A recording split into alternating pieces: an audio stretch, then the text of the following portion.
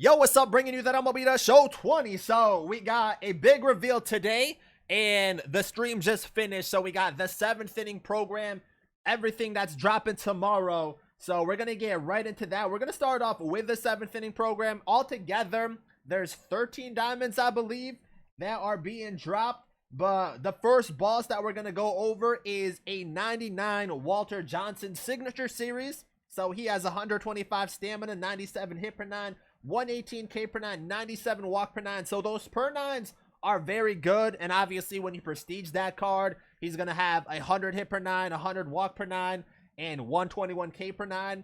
As far as pitch repertoire goes, he has a 99 fastball, 95 sinker, 80 curveball, and an 84 changeup. So that pitch repertoire is okay. You know, it's kind of minimal. If he had like a slider or maybe a cutter, you know, another pitch like that, I think it would be pretty nasty. He has the sidearm kind of esque motion too, which might make him difficult to pick up a little bit. Another thing about the pitch repertoire is his fastball and sinker both have outlier. So he's throwing 100 plus for both of those pitches pretty much. That fastball should hit 102. The sinker could hit 98 to 100. And when you have 97 control, that's going to be pretty nasty. I'm not going to lie. That's going to be pretty nasty. So I think people are going to sleep on this card.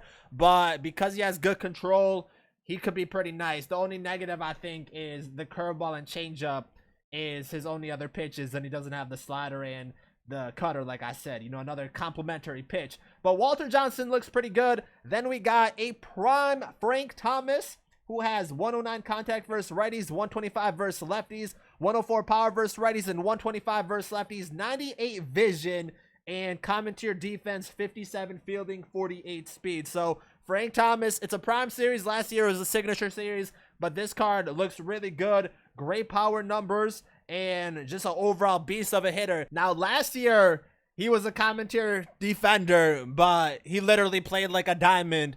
And I actually played him at third base last year for, you know, a good amount of games. So I think we might mess around with that this year also, see if he can play third base. Because if we can have him in the lineup and Babe, and then have, I guess, Bryce Harper, who's the next boss that we're going to reveal, then our team is going to be pretty nice. Not that it's not nice right now, but, you know, you want to have all these guys in your lineup. And that's what makes it so difficult, because there's so many good cards that have came out so far.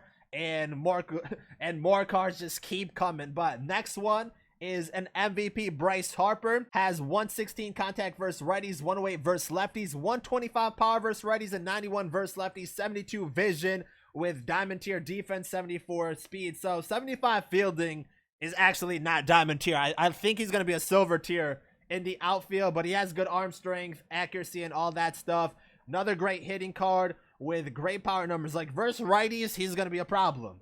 He's going to be a problem versus righties. So I don't know if he's a player you platoon, but another comparison, like this is the comparison they showed, was Larry Walker. And honestly, overall, Larry Walker is probably a better card. But still, Bryce Harper looks pretty nice. It does kind of suck that he is an outfielder. So I wish, I don't even know what I'm wishing really, but you know, like coming out of high school, he was a catcher. If they could find a way to make this card a catcher, he would be so nice.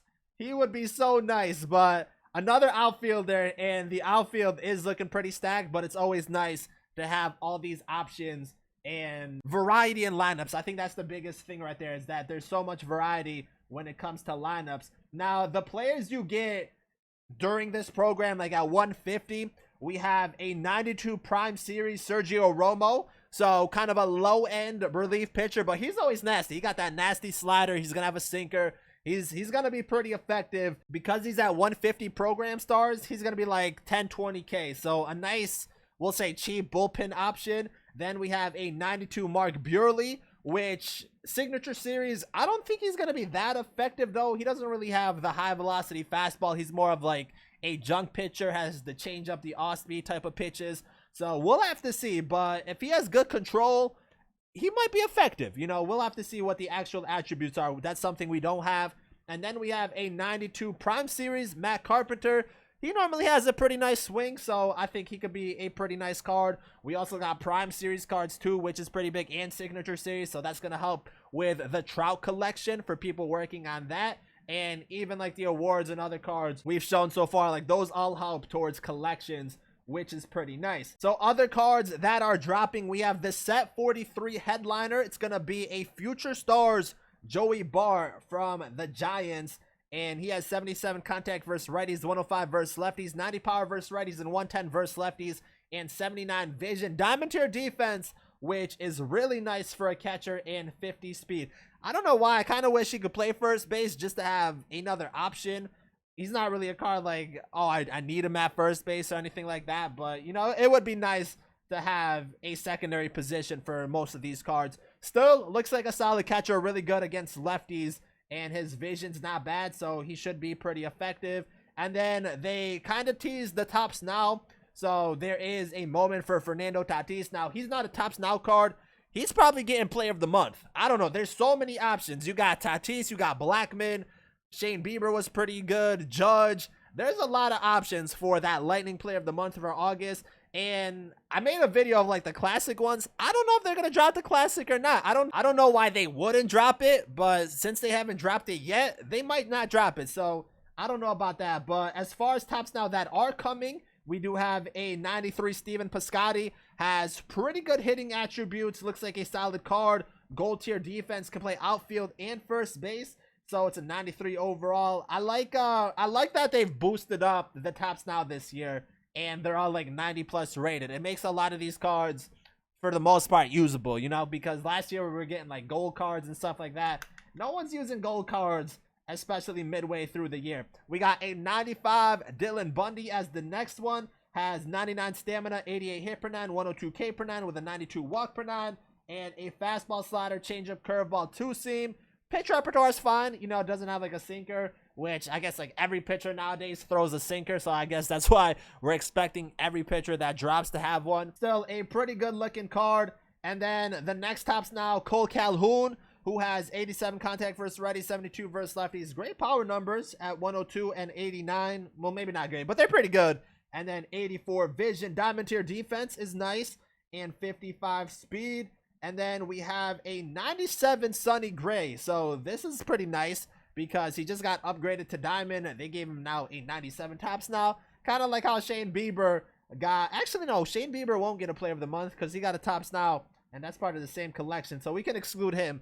But kind of like Bieber, who got upgraded to Diamond and then also got a Tops Now. But with Gray, 90 stamina, 113 hit per 9, 104 K per 9, 80 walk per 9. Has a fastball, 12-6, slider, sinker, and changeup. So pitch repertoire looking pretty nice. Pitch speed differentials, they look okay. You know, could maybe be better. And then the final one is a 95 Mitch Moreland. So they showed it in this view, but he has 95 contact versus righties, 70 versus lefties, 120 power versus righties, which is really nice, 94 versus lefties, 70 vision. So they were kind of comparing him right here. But this card looks like a solid hitter. I'm assuming he plays first base and maybe the outfield, but that's still a pretty good card. And then the next thing they showed off was the player program. So player program is part of the 7th inning program. It's that free player we get. So pretty much when this program drops, you're gonna want to get this card right away. The set of moments probably won't be that difficult, but we get a 93 Silver Slugger Nelson Cruz. Cruz always has a pretty good swing in my opinion. Should be pretty nice. Actually, in the teaser, didn't they show pinstripes? So why is he on the Mariners? I thought he would be on the Rangers. Still, 89 contact versus righties, 125 versus lefties, with 104 power versus righties and 114 versus lefties. 66 vision, has bronze tier defense and 41 speed. Probably a bench bat, you know, a pinch hitter, but still a very solid card. And if you're playing like events and stuff like that, maybe Battle Royale even, this could be a pretty good card, especially for a hitter. So that is pretty nice. And then I guess the last thing is the Shark Map. So the Shark Map is returning. Last year it was pretty big, and as they described it, this year 17 hidden rewards, up to 7 diamonds, which is really nice, you know. So a lot of packs. If I'm you guys right now and you have prospect players or home run derby players, and for whatever reason you're holding on to them, I would sell them, because if we're getting 7 diamonds, we're probably seeing prospect and home run derby packs. Maybe they even throw a beach ball pack in there too, which would reduce those prices. So just to be cautious, those 3 choice packs, I would dump all of them and see what drops tomorrow. I think prospect, home run derby, and maybe beach ball players, those prices are gonna tank a little bit, but the shark map is always nice, you know, good rewards in there.